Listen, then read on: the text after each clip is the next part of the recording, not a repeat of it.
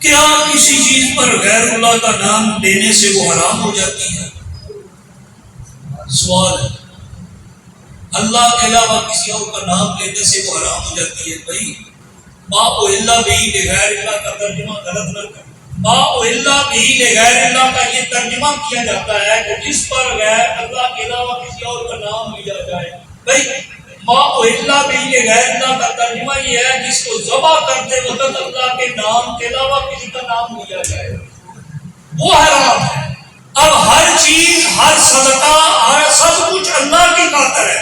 ہاں اس کا ایصال ثواب کسی کو بھی دیا جا سکتا ہے اور اسے غیر اللہ کا نام نہ قرار دیا جائے۔ ایصال ثواب آپ والد کو بھی کر سکتے ہیں، والدہ کو بھی کر سکتے ہیں، بھائی کو بھی کر سکتے ہیں، چچا کو بھی کر سکتے ہیں، اللہ کے نیک بندے کو بھی کر سکتے ہیں، حضور سیدنا غوث الاعظم کو بھی کر سکتے ہیں، حضور تاجدار کائنات فخر موجودات کو بھی کر سکتے ہیں، اور یہ جائز عمل ہے۔